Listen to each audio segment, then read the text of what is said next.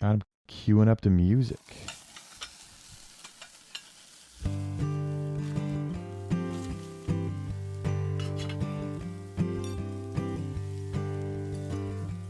Trying to get everyone in the mood here. Good music.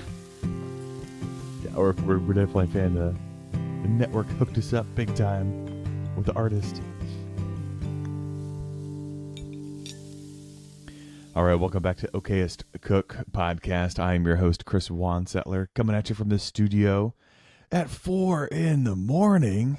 because we've got a super cool guest coming at us from a crazy location. Chef Nicky, can you introduce yourself real quick and just tell the viewers, listeners, where you are currently? Absolutely. My name is Chef Nicky Morse, Morse, and I'm in Thailand. And Yes. it is 3:10 in the afternoon here. So we're 11 hours ahead of you right now, Chris. Yeah, it took some sinking with the time zones trying to Well, I appreciate you get getting this up figured early. out, but I really oh do. yeah, That's yeah, nice. anything, yeah. Dude, your Maybe I haven't stories, yet. your stories have been insane. Can you share where people can see some of the? I guess. Hold on, this isn't going to come out in a timely fashion. So your stories might have expired by now, but ideally.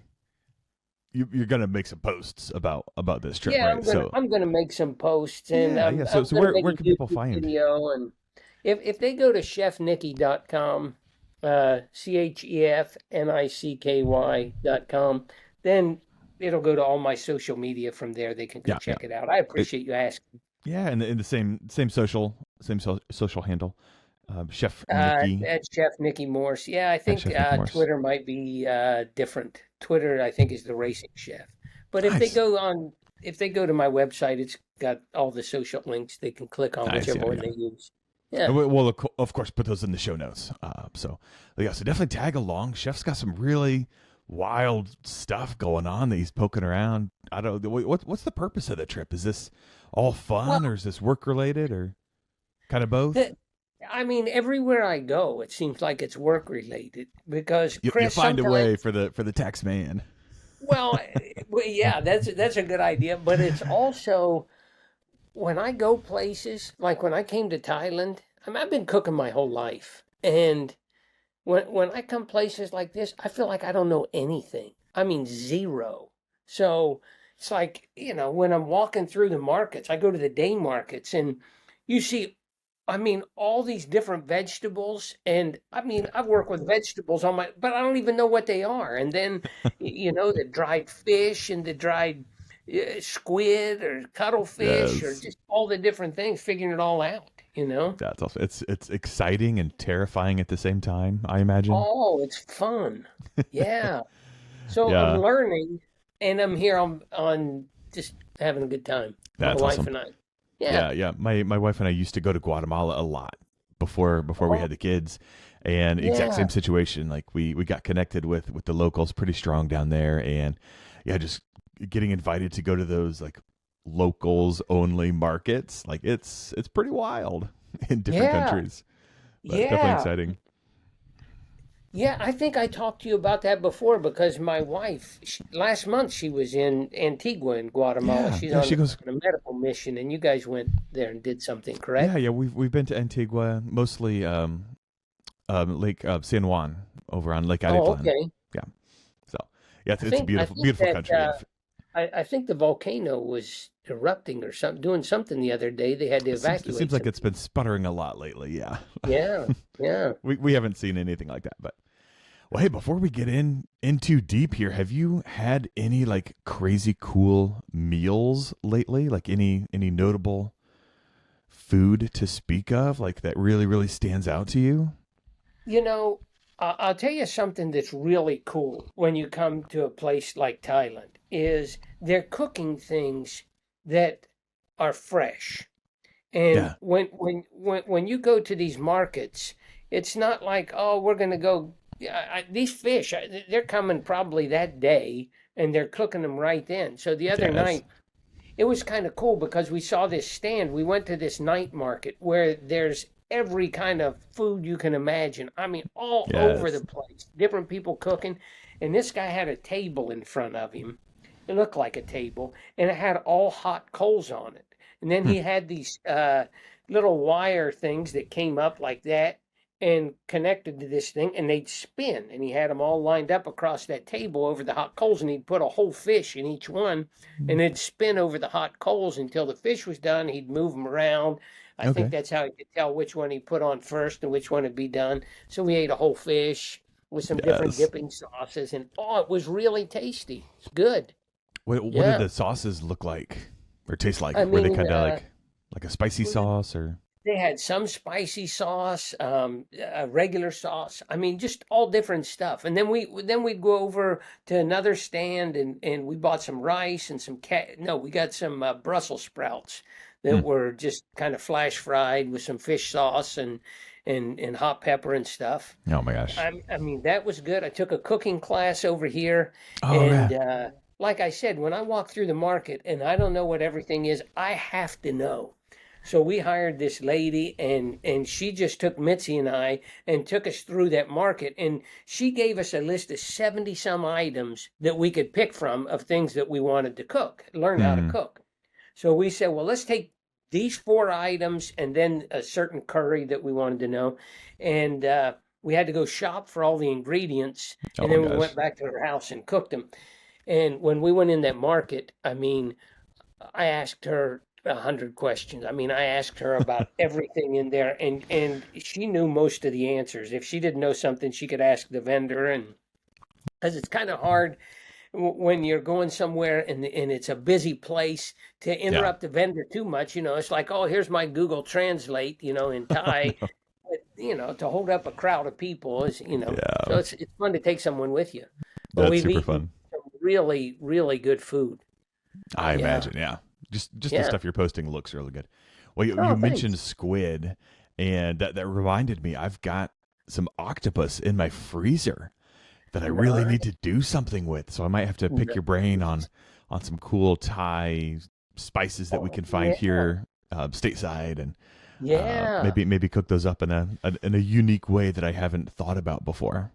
Yeah, you know what? Sometimes if you use they use basil here, it's a Thai basil, Okay. and if you just use Thai basil, I mean, it just changes just that one ingredient. If you put it in something you're cooking, it just changed your whole outlook on what it if Yeah. you've not tasted it before. It's a It's unique, I've pleasant flavor. grown it before in my garden, and I'm assuming it's this about the same. Like when we find Thai basil here, like it's not a Yeah, totally yeah. different kind of basil over Yeah, there, but there's different but it's kinds here too. But yes, yeah, yeah. definitely what you're talking about there. It's Yeah. can you explain the difference? Like I'm kind of blanking on like how they like it might be a little bit more savory than like It could traditional be, basil. I don't, maybe a little bit more savory. Definitely a very strong, distinct flavor. I don't know how to It's give you very the different, exact yeah. flavor of it. Very different. And you know what's funny is we live in California, and one day I was trying to find, I wanted some Thai basil, and I couldn't find it. So finally, Hmm. I went to a Vietnamese restaurant, and I couldn't find it in any of the grocery stores. So I went in, and because I know they serve it with pho, it's a Vietnamese noodle soup. Sure. And I said, hey, I said, can you sell me just whatever, or sell me a bowl of pho so I can get the basil? So then I took the basil home and I used whatever I wanted off the leaves. Yes. And then I left the stem and I put it in water and let it root. And then I Oh planted it. yeah. And then I had Thai basil outside. Nice. That's awesome. Yeah. That's super cool. Yeah, well, Chef, we met at a photo shoot. Was it last year, the Yeah. year before? At some Yeah. point, um, kind of a strange roundabout way. I think it was there's a Facebook group, and I was looking for a food stylist, and your name popped up, and I was like, well, Yeah. sure, yeah, your website looks good. We'll give him a shot. So Yeah. Well, invited thank you you. to a super fun photo shoot, a food photo shoot. So the premise of today's episode, I think, is just going to be talking to listeners about how to make their food look prettier. we had an episode on last week, the week before. To be honest, I don't know the schedule quite yet, so I could be off. But look for the episode with Outdoor Creatives Co-op, Huh? and in that episode we talk about how to take better photos and videos. So utilizing Hey, light better, making sure color of your photos is good, just to make your food look more appealing. We don't want food that looks nasty. So yeah, basically just trying to educate the community on how do we make our Instagram food photos look tastier, because I I'm need to I'm go watch struggling. that. We're yeah. I need to. I'm a horrible Oh, photographer. get Just serious. horrible. No, Oh, you're better than yeah. most out there. So, and this is Well, I coming don't know from a about. photographer, so my standards are a Well, little bit higher than all most. right. Well, thank But you. Thank you. If we um, traveled together, we could probably come up with some incredible yeah, stuff, you know? yeah, let's do some teamwork. But Yeah. but yeah, so I don't know what direction you want to take this, but I mean, you're a professional food stylist, so you help out creatives all over the place, just help capture better tasting food. So maybe we could Sure. chat just a tiny little bit in about the professional world. So like, what do you Okay. do on an actual big commercial shoot versus like what do you do at home when you want to keep things super edible and Yeah. less Yeah. less touched, for lack of a better Th- word. So that's good. And we can talk about this professional thing a little bit because there are some things that may interest people. There really are. But when we get into this other, ask me about setting things up. We'll talk about setting things up for holidays sometimes too, yeah, or picnics or things like that are coming up this summer because I have some thoughts that could really help people. absolutely, yeah, Uh, but from a professional standpoint, you know, what I try to do as a professional food stylist, what I have to do is I have to have an understanding of what the end in mind is. And I have to have the more details I have, the more likely I can uh, produce their vision, the client's vision, because it's not my vision. I may right, love what they're doing, I may hate what they're doing, but I have to produce what they're trying to yep, accomplish. That's. So my opinion may matter in a shoot, but it may not matter because I may not understand exactly what the outcome is. So I absolutely, yeah, ask a lot of questions, and the more time that we have to discuss things, and in the meeting, that probably the first question that I ask, I mean most of the time, is I want to know if anyone's going to eat the food, because yeah, if someone's going to eat the food that I style, okay, it's a different thing. And especially if it's like for a TV commercial, um, now I have to handle the food completely different. It can yeah, only sit out so long. I can't have people walking through there. We can't contaminate everything. We have to follow all the food safety practices. You have to think about insurance. You have to think about all these different things. So just that one question, is anybody going to eat the food? That could be a 2 hour meeting, and how yeah, things are going to be handled. And because sometimes, oh, they want to do five or six, the client may want to do five or six different takes. Oh, they're going to take a bite. And then, oh, but then we need another one. Okay, then you have to make another one. Okay, how much time is going to be between those two? And then they're going to do another one after that. Okay, and we have to reset the set each time. Okay, is there a 20-minute reset? Is there a half hour? Is it 5 minutes? So all this information that I have it's like all the pieces of the puzzle. And then I have to start putting these pieces together. One time I was styling ice cream for a commercial, and it was outside on a hot sunny day, and oh man, they were going to shoot a 30-second and maybe a 45-second commercial, two different ones. And they had kids doing cartwheels in the background, and I had to style ice cream for outside.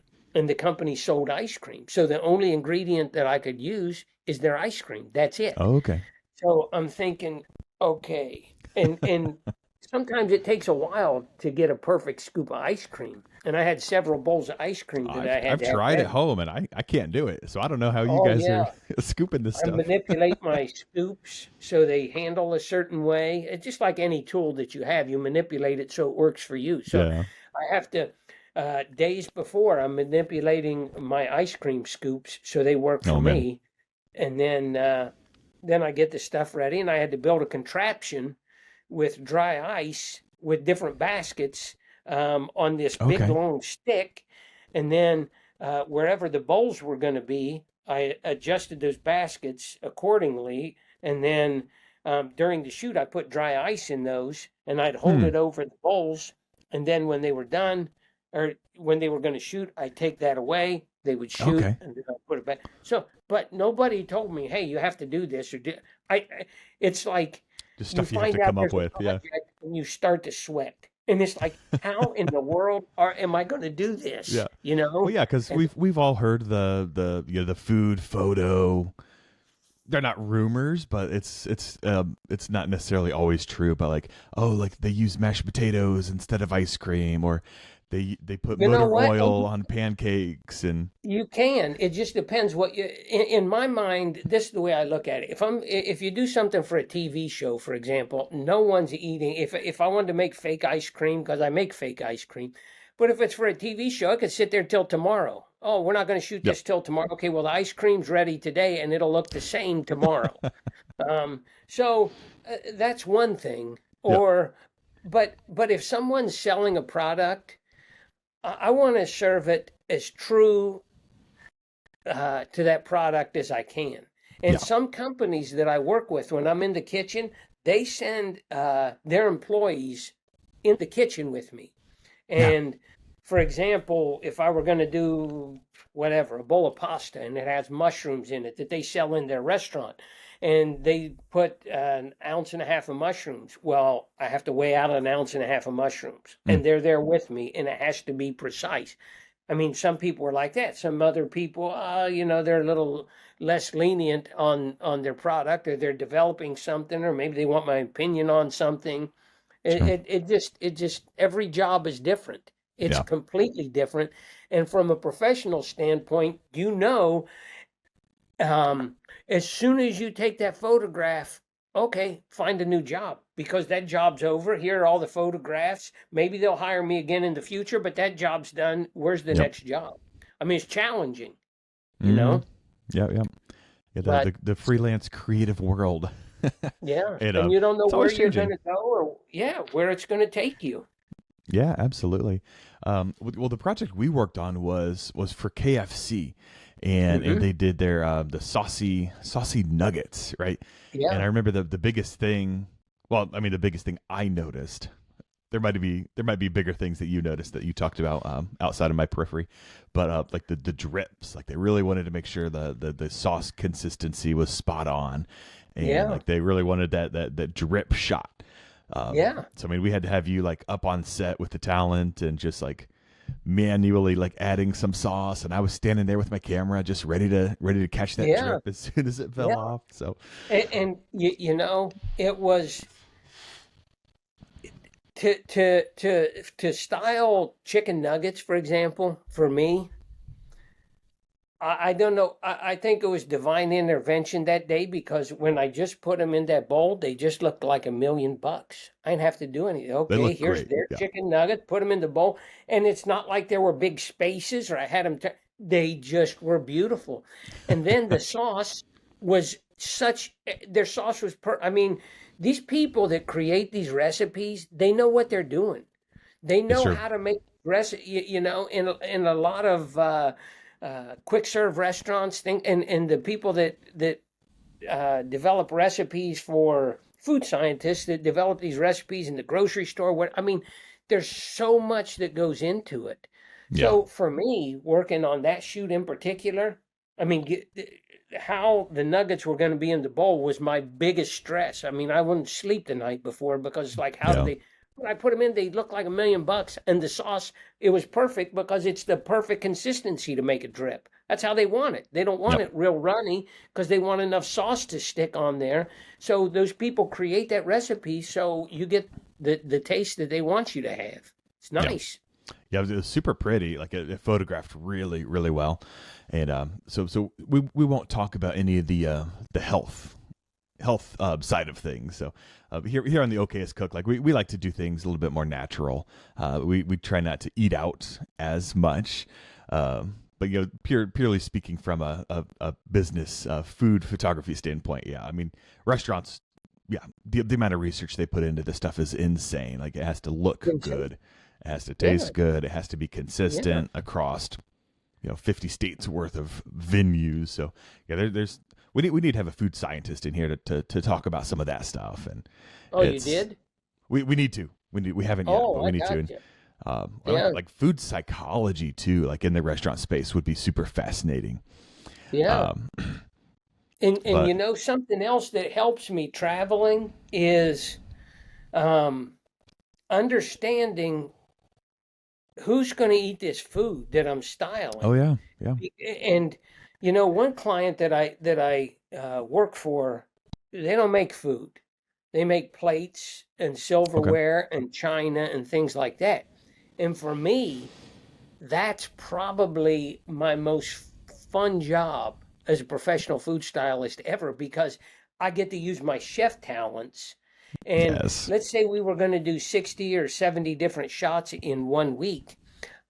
It's that's a I lot. have to Yeah, understand each one of those shots, and they bring all of the or all the different patterns in. So they bring like a black leather pattern, then a blue mm, plate, then this white plate, and all the different patterns. And each pattern has different side triangles, round ones, cups, whatever.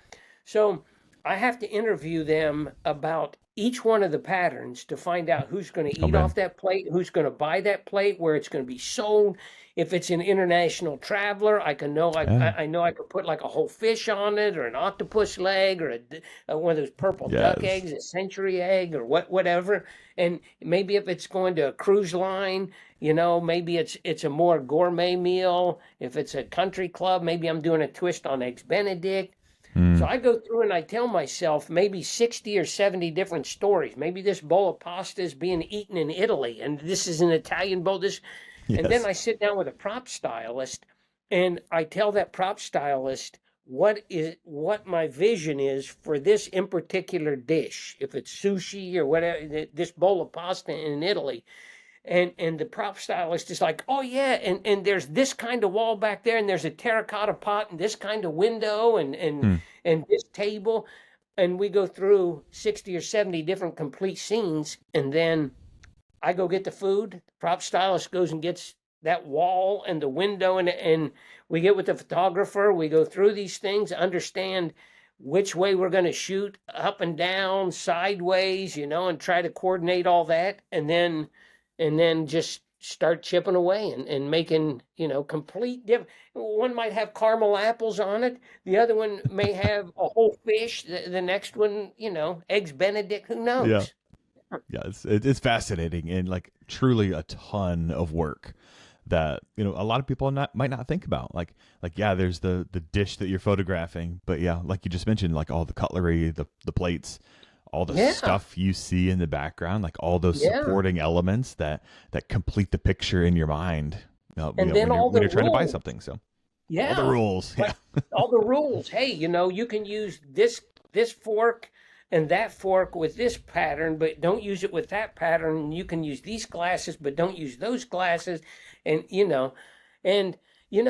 something else is like the shoot we were on. Sometimes a lot of shoots, there's 6 or 8 people and they're looking at a screen and that's tethered to a camera that's pointing at the food, so get the food on there so they have something to look at and mm, they can have an opinion. And I'm like, okay. Um, some people may really be stressed because they may be waiting on me, yeah, or they may be waiting on the photographer. Hey, the light isn't right, or the food isn't right, or whatever. And you have these people that are spending a lot of money in a studio every day to look at that screen. And maybe when I get the food there, okay, move this that way or move that way. And I still work as a personal chef sometimes, And some clients I could have worked for them for years and cooked something for them 100 times, and I'm more nervous about cooking for them than I am about 8 people looking at a screen, because That's when funny. I cook for someone in real life, they have one first bite. Hmm. Is it too cold, too hot, too salty, too sweet, too this? Over here, oh, you know what? We don't like that whole fish. We need a smaller one. Okay, Oh, I'll get a geez. smaller fish, or move this around. Just redo it until you get, you know, That's what crazy. they want. Yeah, Well, how crazy. there's do you have any other like crazy stories about different like the non-edible food photography? Like, do you have any like wild stories of like I said, using oil on pancakes instead of syrup, or like Oh, I know. um People use sometimes they'll use oil on there. They Some people make ice cream out of shortening and sugar, like powdered sugar. Um, I mean, I basically, there know. like are there rules like when you're shooting for TV? Like, if nobody's gonna touch that food, like I'm assuming there basically are no rules. Like you can do anything you want to make that food look I as mean, the food real could be as possible. plastic. That will Yeah, it last as doesn't long as matter. possible. Yeah. So And if I was working for a company that makes plates, I mean, I could put a fishing lure on the plate. They're not yeah, selling that fishing lure; they're that's selling true. the plate. Yeah, yeah, you yeah, know so yeah, but when I work with somebody's product that makes that food, I want to use their food, and I don't want to use don't ask me yeah, to use it. I'm using your food, you know and that's it. Sometimes it's a little bit challenging. Some companies it's yeah. very easy. Like the shoot we were on, I told you, it's simple. One, one of the most stressful up front. I mean, we had meetings so far in advance for that. I was so stressed, and I went in, and then I thought we were going to have a day. Then we were going to have a half a day. Then we had like 2 hours, and half the time now was with food, and half of it was out without food. So now we have 1 hour where maybe I would want 10, and it went smooth as silk. Yeah. And I'll tell you what, though, I mean, from a food styling standpoint, it went smooth. But at the same time, if you don't have the right people in there, if you didn't hire the right crew that day, you had some guy Mark or something. I Hmm. mean, and I don't. You hired the right people, and Oh, you thank you. knew that crew inside and out, and you did your research. And if you don't, and you have the wrong people, it's a nightmare, because It now is. I may have the food and it's $1 million.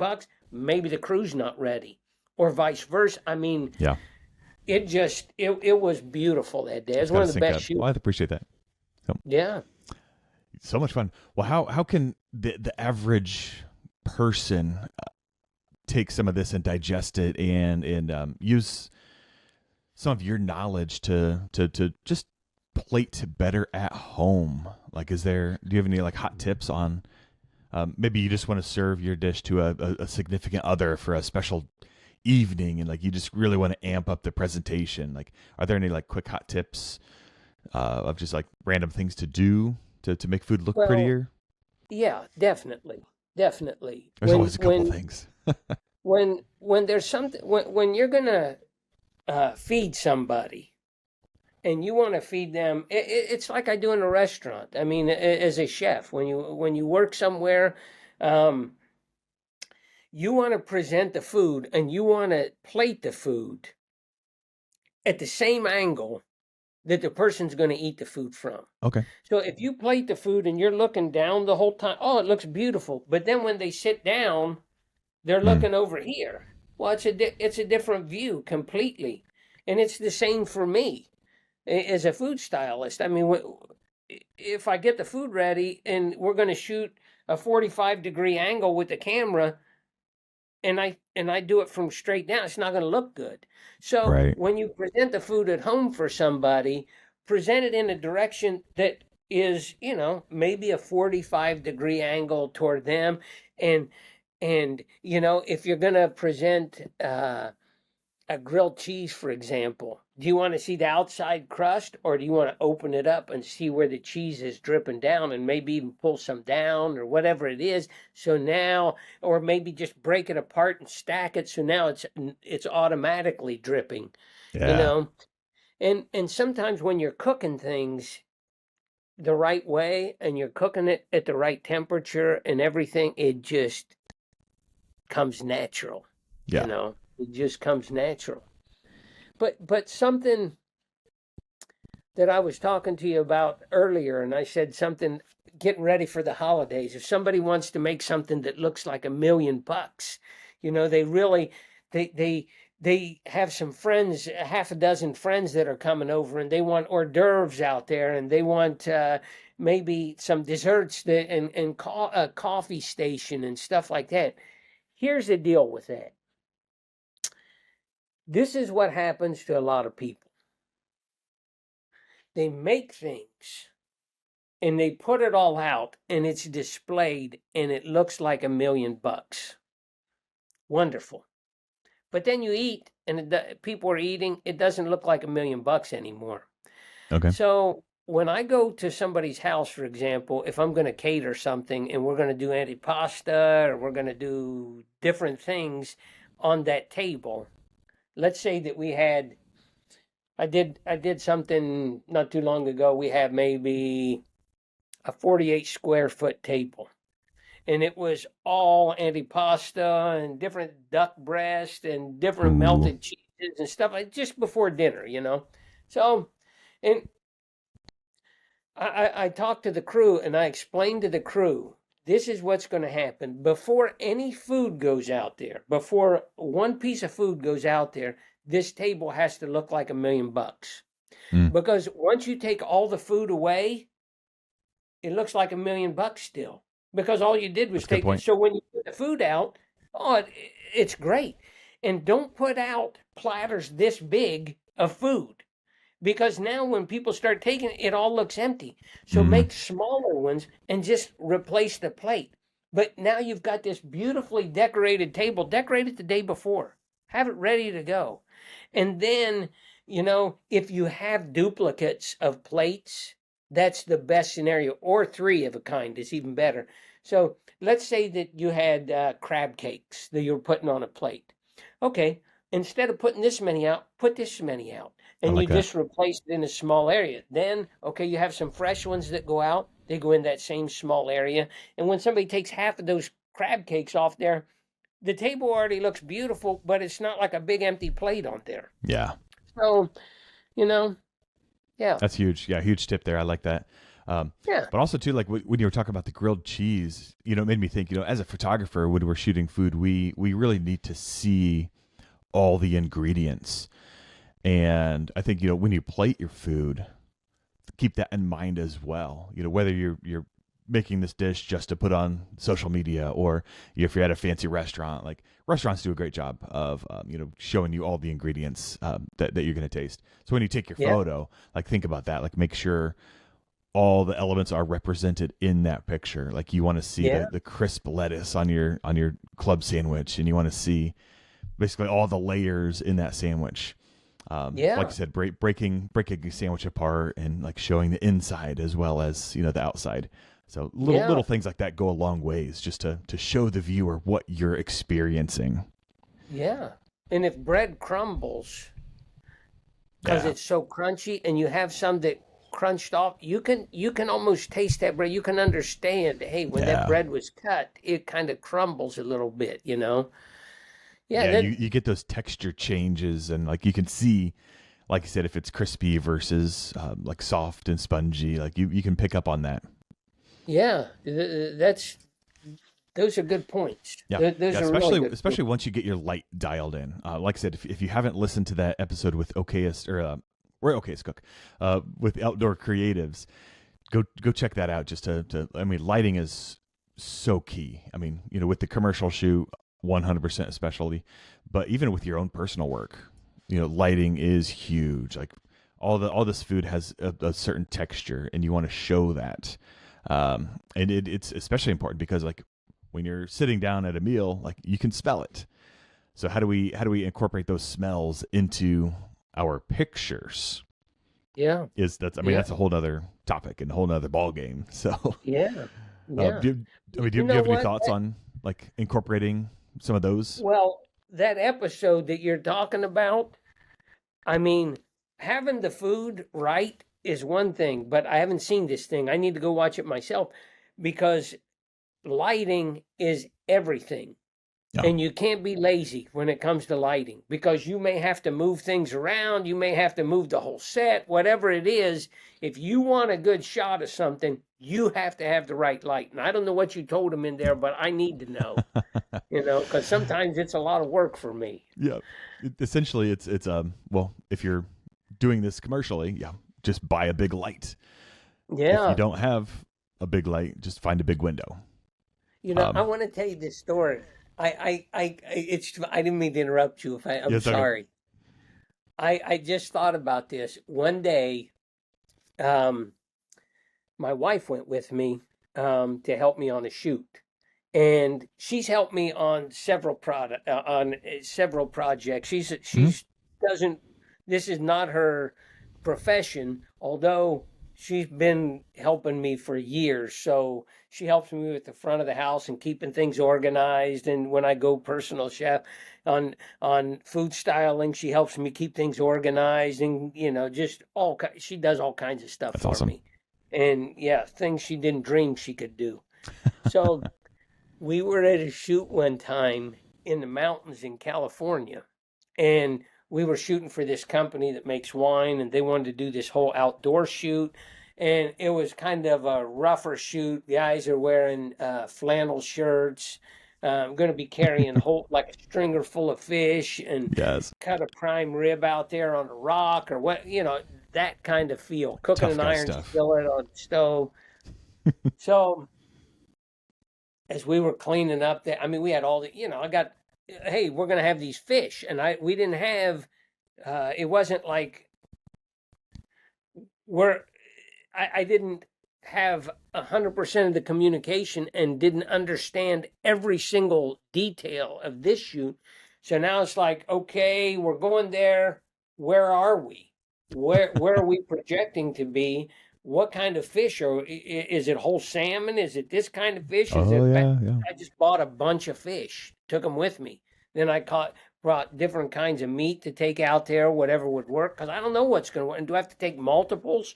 Yeah. So when we were done at the end of the day, we're packing up, we're doing whatever, and we had to drive over to this dumpster.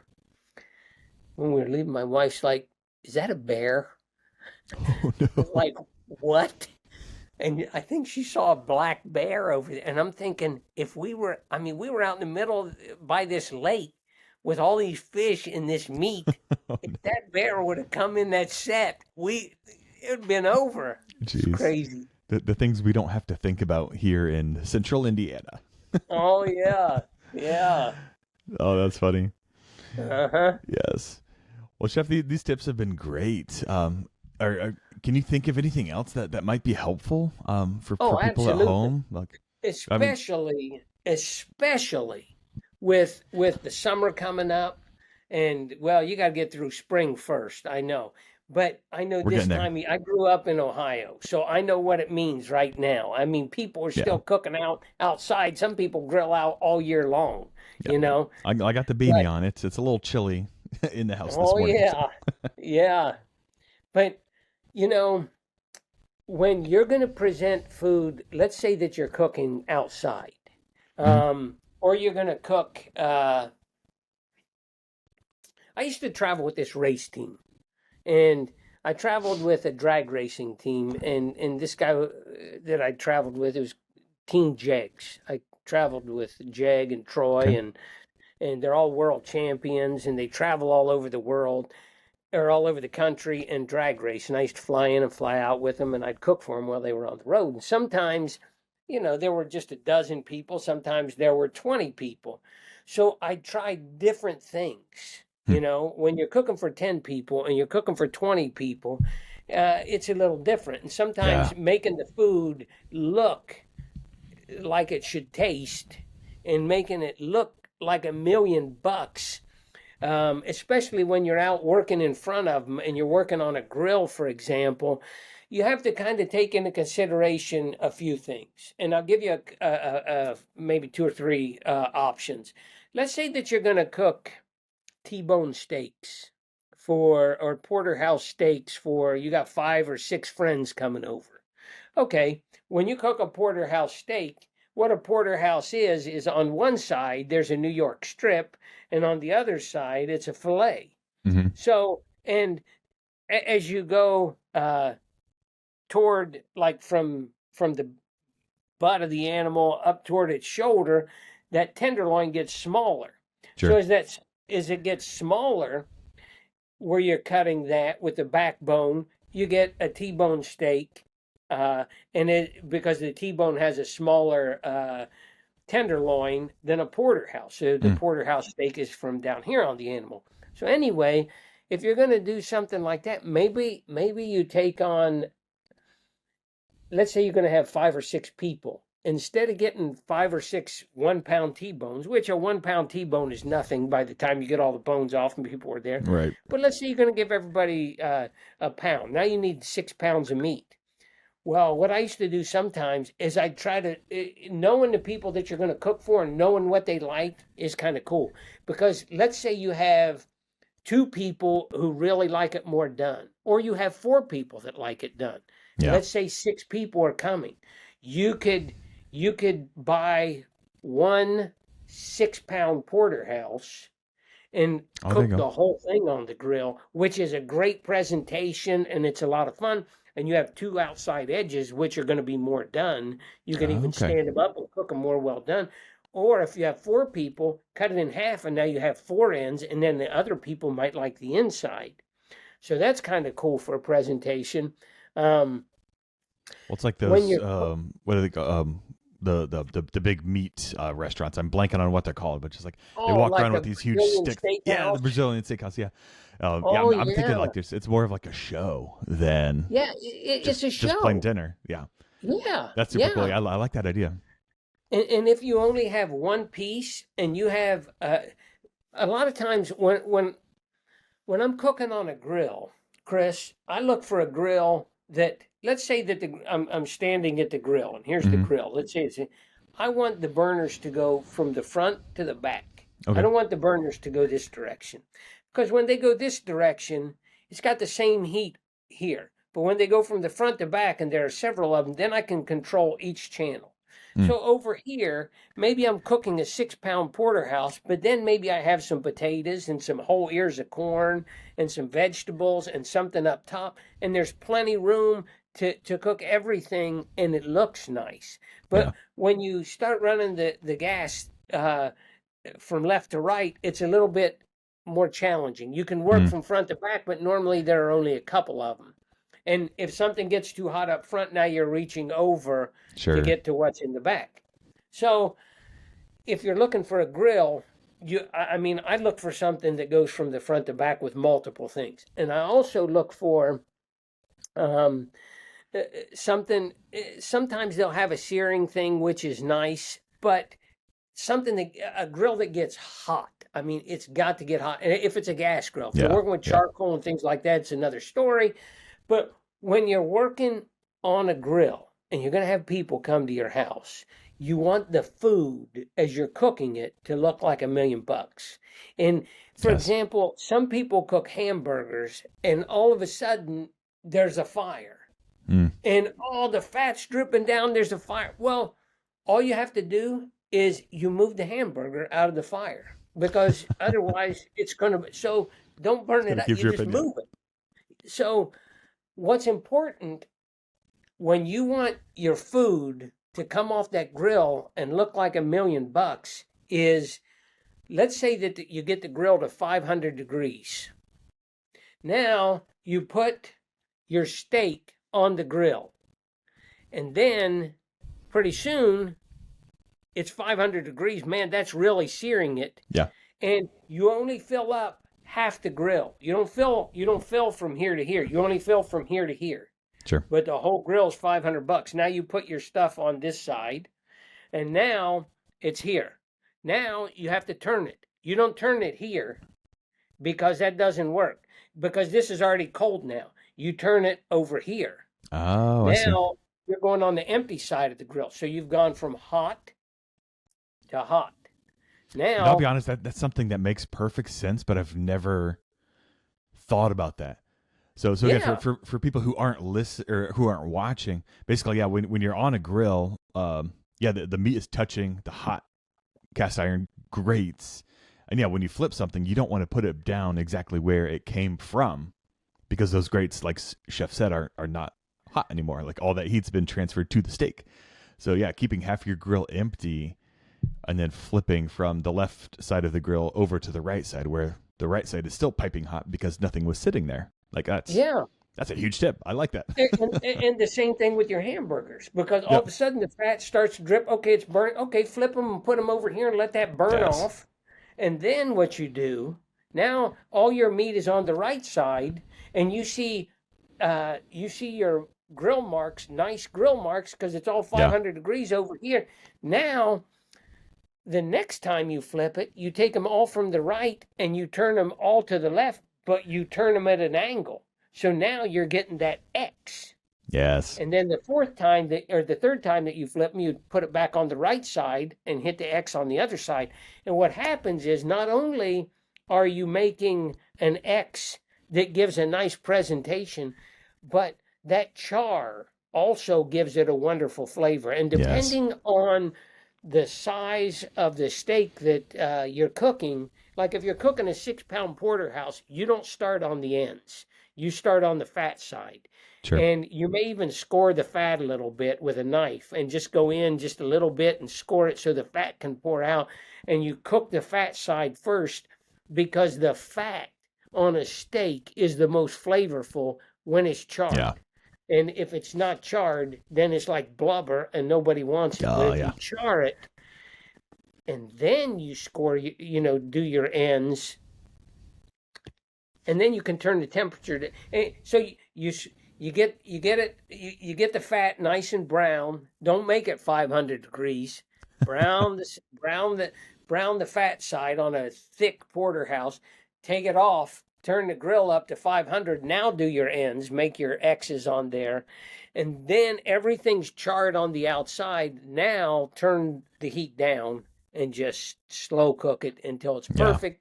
Take it off the grill, let it sit for a little bit, because if you take it right off the grill and you cut it while it's hot, it's like if you made a muscle in your bicep is real hard and you cut it, oh, it's just going to squirt out.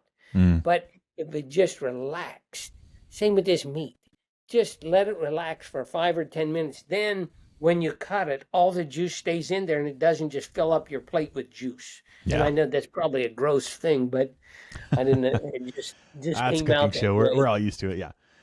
Yeah, we did an episode with Chef Alan Sternberg, and we talk about him a lot because this tip was huge. And basically, he recommended, yeah, if you cook something for, let's say, 10 minutes on the grill, you need to rest it for at least half of that cooking time. Yeah, So if that's it's a a good 10-minute point. cook, rest it 5 minutes. If you're Yeah, smoking a brisket for 24 hours, like it might need to rest for 12 hours. So just give that wow. time, give that meat or give that protein, Yeah, yeah, time to reabsorb everything and yeah. redistribute those liquids that it's been kicking around. So And Chris, meat has changed over the years. It's changed dramatically.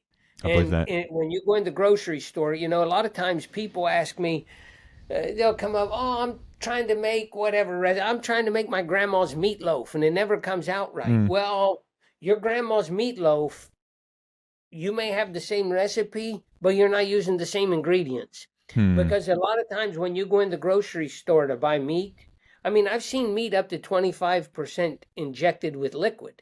Oh man. So but when you buy that, what happens is this: sometimes meat is injected. They inject it, but before it's sold. And let's say you take a Is that just to like plump it up or just make it look prettier? Is that the goal or?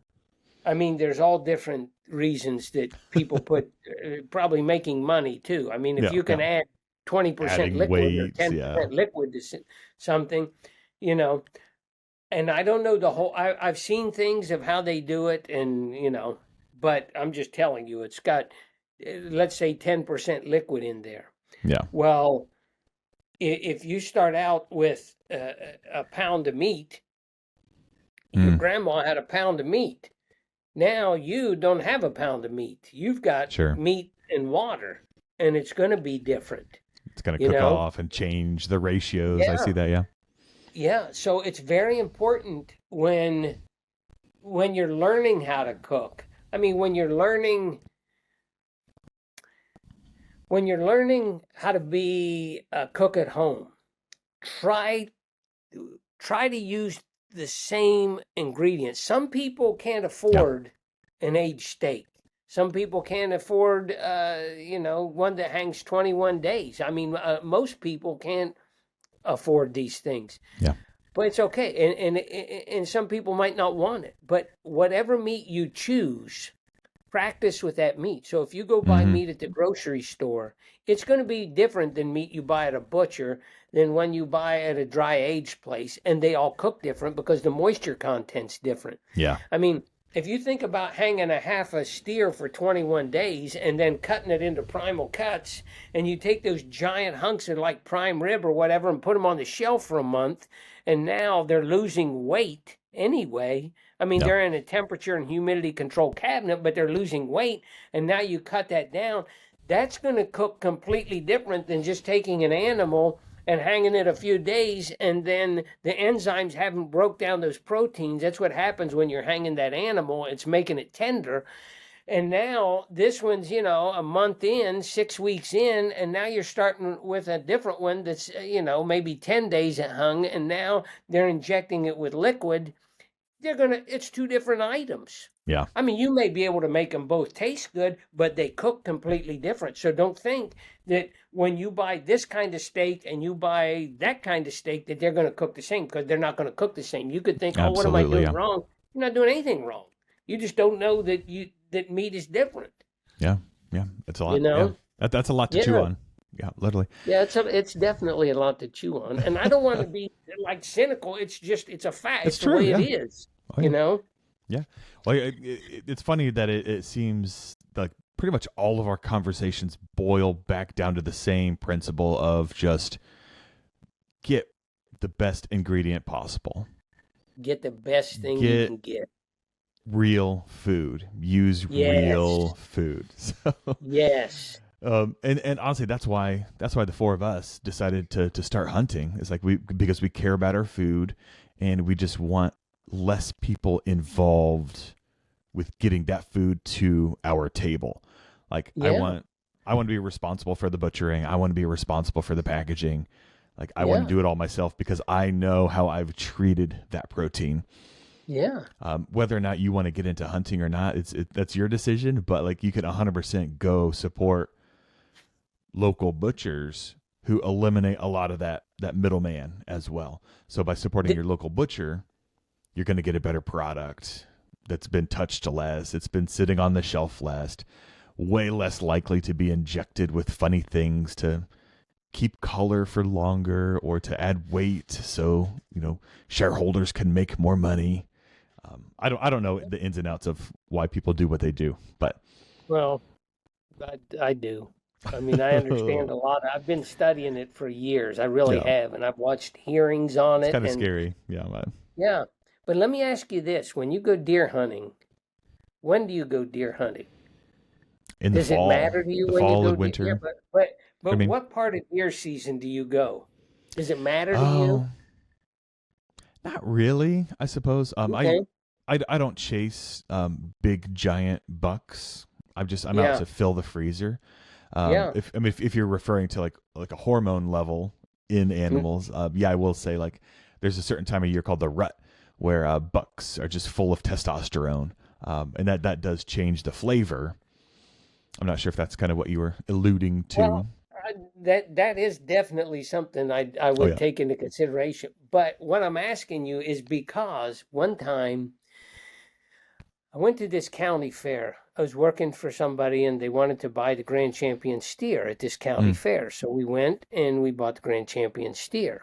And then what they do is they take all those steer and they take them to uh, a slaughter place where they're going to butcher them, Hmm.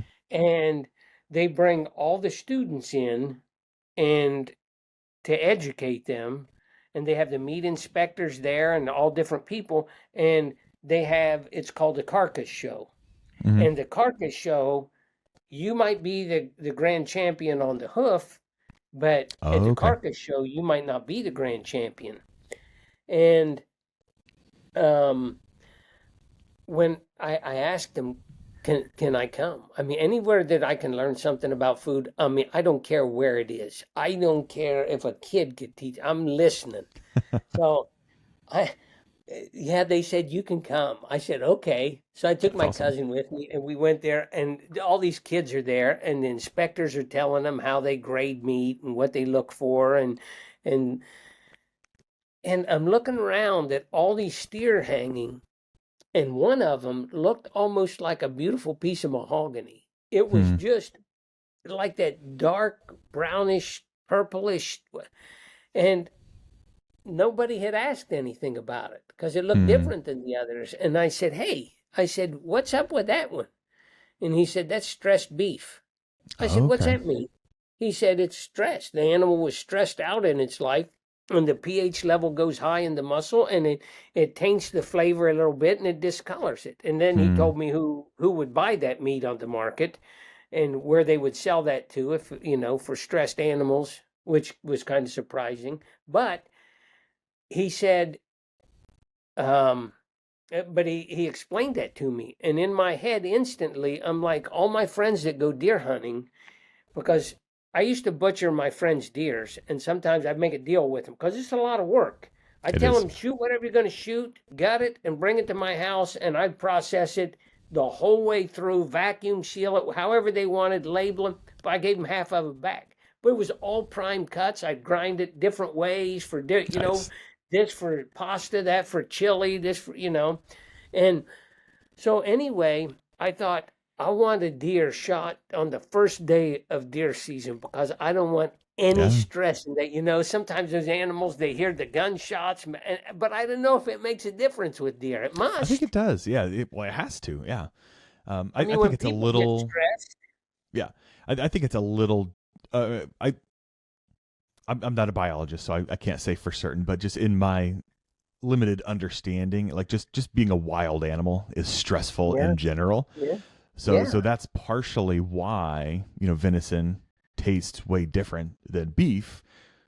A cow that's been raised in a farm like doesn't have to think about much, whereas a deer, like every day they're struggling, fighting yeah, predators. Where am I going to get my next meal? So just by yeah. default, yeah, there's just a lot more stress involved. Um, and that just makes wild animals taste wild. But yeah, 100%. Yeah, being chased by bucks, like if you're a female deer, running around 24/7 because it's mating season, like 100%, that's going to change flavors. And I think you're right. Yeah, like animals earlier in the season are going to be a lot more fatty, which that's where a lot of flavor comes from. So yeah, definitely early season versus late season are going to be two very, very different products. It's Yeah, also it's important to think interesting. about. Yeah. Yeah, I mean, it is. It's something to think about, and it's crazy how some people think, "Oh, I don't like deer. Oh, I don't like it because of this flavor or that." Well, Sure. it depends what deer you ate. Number one, Yeah. it depends how it was butchered and how it was handled and how it was cooked. There's so many different elements. I mean, you could take a deer steak, for example, a steak from a certain deer and cook it for somebody, and it's the best thing they've ever eaten. And then you take take it and cut it a different way or handle it a different way, and they can't stand it. Yeah. you know it just depends. And sometimes if you get an old buck has one flavor, but a young doe has a complete different flavor and texture. Oh I yeah. mean, you could cut it with a fork. Sometimes it's like the most tender meat you could ever eat Yeah. if you cook it right and you clean it right. 100%. Yeah. And that's why we kind of preach like just learn to do all this stuff yourself. Like I said, the less Yeah, people involved, the better. we don't have a problem if you want to take your venison to a processor. But again, if you do it yourself, you're going to learn way more about that animal. You're going to learn way more about each cut. And again, it's just going to be one less step, one less fingerprint on the protein, you could say. Definitely. But as far as like the how you cook, I mean, that's fairly universal. Like you could do the same thing with beef or pig or turkey, anything. Like if you cook it wrong, you're not going to have a good eating experience. One thing to think about with wild game is it's just because there's way less fat, it's just way less forgiving when you cook it. So those mistakes that you might make on a beef, like, yeah, it might be noticeable, it might not. You make that same mistake on venison, and it's going to be extremely noticeable, and it's definitely going to change people's opinions on that cut. So another quote we're going to start referencing a lot from Alan Burgo, the forager chef, is just give yourself grace. This stuff takes time to learn. You know, you have to learn how to eat. You have to learn how to cook. So just give yourself grace. Like if you don't necessarily like it one way, just go somewhere else and try it a different way. So don't give up on wild game just because you had one bad experience. You know, keep giving it your shots. Exactly. Cool. You know, Chris, I think something else, and I know that we're talking about presenting food and things like this, but we're kind of going off in this direction. But as we're going off in this direction, I think what else happens to a lot of people when they go deer hunting or they do whatever, is they use part of the animal, but they don't use almost the whole animal. Yeah. And the whole animal has so much flavor, and a lot of people throw away so much flavor. It's unbelievable. I mean, the neck has so much flavor. The bones, if you take the bones and you roast them in the oven until they're just, kind of charred and brown, and you make a stock out of that and you reduce that venison stock down. I mean, yes, I used to can venison chili a lot, and, I'd put it in the jars or whatever and keep it on the shelf for years. And it's unbelievable. But when you use those bones and you create a stock with them and you use that stock as the flavor, venison bones are wonderful. Yes. They make great stock. Yeah, a lot of people we're talking about lately utilize a lot of the animal. Like Chef Burgo, the forager chef, he talked about making awesome stock. Ian Grosbeck talked about making awesome stock. And yeah, 100%, like we all need to get more into offal, the internal organs. So like it's just our bodies are craving that stuff. It's just we need to find a palatable way to present it, a palatable way to eat it, because our bodies need all that stuff. Yeah. Yes. When I was training to be a chef, I worked in a gourmet restaurant where it was mainly French food. So we made a lot of galantines and terrines and pâtés, and we do a lot of different wild game dinners and things like that. And, something that happens a lot of times when people make stock. I mean, when you make stock, when you're done, it should almost, when you chill it, it's like Jell-O. Yeah. And the only way that you can get that is you have to cook it long enough to get all that out of the bones. I mean, you have to cook it for hours, you know. And but when you have that flavor and you have that texture, I mean, you can make that. That's the thing. If you take water and you thicken water, it depends what you're thickening it with, but you don't get kind of that glazy shine that you would if you were going to make a venison stew and you're going to use water, or you use this venison stock. I mean, it's completely different. I mean, the look of it is just completely different. And like you said before, it's all about the ingredients that you're using. I mean, do you take the time to do it right? Yeah. Well, go back and listen to the episode with Ian Grosbeck. Yeah, if you guys haven't heard that. But 100%, it's just like store-bought stock versus your own stock. Again, you can control what goes in that. You can control what types of bones go into that, and that's extremely game-changing as well. Chef Burgo talked about, using the feet, the trotters, deer feet, because there's just so much more connective tissue, so much more fat and collagen down in the feet, and that just makes the most decadent, silky stock you've ever had, but also Yeah. gelatinous stock. And again, Yeah, it's stuff definitely. your body's craving, but also plus side, like it helps your food look better. And I like that Yeah. word you use, like the glossy, shiny look. I mean, that comes from the collagen and Yeah. that gelatin, that gel that comes from a good quality stock. I mean, food just looks better, and when it Yeah. looks better, it tastes better, Yeah. psychologically speaking. So, Definitely. yeah, And sometimes when you're at home and you're cooking and you're trying something and you want to try something new, I mean, you just got, I mean, there's enough content on the internet to get ideas, but maybe you want to create your own ideas too, and you come up yeah, with things and just presenting the food so it looks good to someone else. It doesn't have to, it doesn't have to look good from your angle. It has to look good from the person that's going to eat it or, yeah. or view it or whatever it is. It looks nice to them and I don't know, man. You got a lot of points, and you seem really intense about your food, and Yeah, I am we too. like to eat. Yeah, I like to eat. I appreciate that. Yeah. Awesome. Well, Chef, unfortunately, we're kind of running out of time here. All right. Are there any last minute thoughts you have that you want to share with listeners before we sign off here? Well, it's funny because there are some things that I want to share, and just one quick thing because I'm in Thailand right now, and I meet people over here and people get inside a box Mm. and they can't get out of it. I talked to somebody Monday. I don't know what today is, Tuesday, I guess here. And I talked to somebody Monday, and they eat chicken, and that's Mm-hmm. what they eat. They just eat chicken, and they're looking for chicken, but they want just grilled chicken.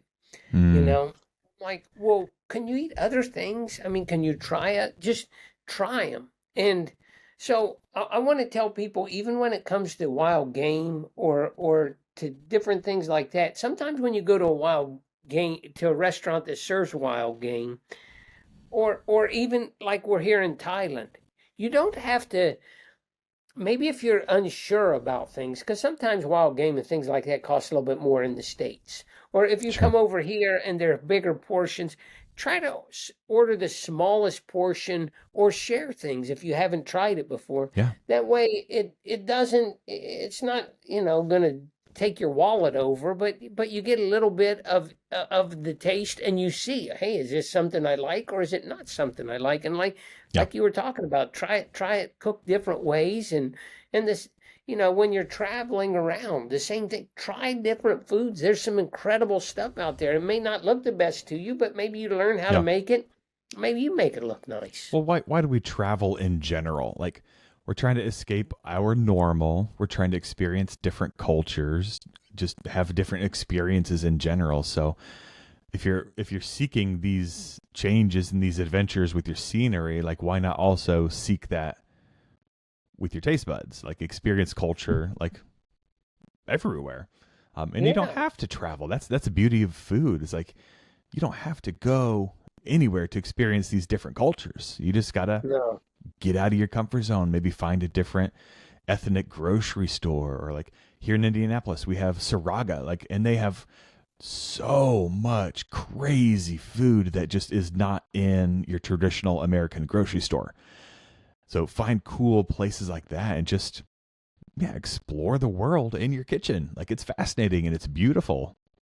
Yeah, definitely. And don't think because something isn't in your norm that you don't like it, because that's Yeah, far from the truth sometimes. yeah, Far from the truth, you know. 100%. Yeah, you might not like it the first time, but again, it's going to be a learning experience. And And maybe there's parts of it that you like that maybe you could yeah, incorporate in something else. This cooking class that I took the other yeah, day, they had this grilled chicken in there, and the only reason that I picked that recipe that I wanted to learn is because they were using this toasted rice flour.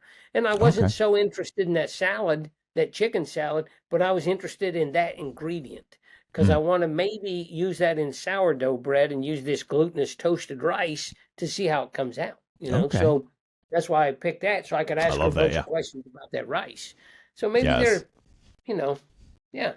Keep notes as you're Chris, cooking you these have no things. idea how much I appreciate you even considering me for this. Thank you so much for Dude, having you're a me on. genius. You're a mad scientist. I love, seeing what you're putting on the Instagram and all your socials. So keep it up, Well, chef. I love it. as well with you. I appreciate it. Thank you. Well, yeah. Again, can you share where people can find you? It's just Yes, Chef Nicky Morse, NICKYMORSE. If they just go to chefnicky.com, I have all my just perfect. Instagram, TikTok, Face, everything's there, all social media. Awesome. Yeah, Awesome. Absolutely love it. Nikki, thank you or so come to much. Thailand. Oh, yes, I would love to. Yeah. If you do some like world traveling, like co-ops, like I would just love to travel. I know Jason Michael Thomas does that. He's another local chef here that we interviewed, but like he's going to France, I think, or someplace cool. But just traveling with people who know food and know culture, like would be Yeah, so much fun. So if you yeah, ever like yeah. do like a group travel experience to Thailand, like I'd be all in. Yes. That would be so And cool. when you come here, they have. I was looking at this thing the other day. They have a group tour going out. They're going out to the organic farms and stuff like that. You can go learn about it. I went Yes. by the shrimp farms the other day, and where Oh they do man, tilapia and all. I mean, it's it's educational for sure. I love that. That's super cool. Again, thank you so much. We better get off the air here. We're running over on time, but All yeah, really right. appreciate your experiences. Really appreciate your knowledge, and thank you so much for sharing with us today. Thank you for having me. You have a wonderful week. Thank you. You too. Okay. Bye.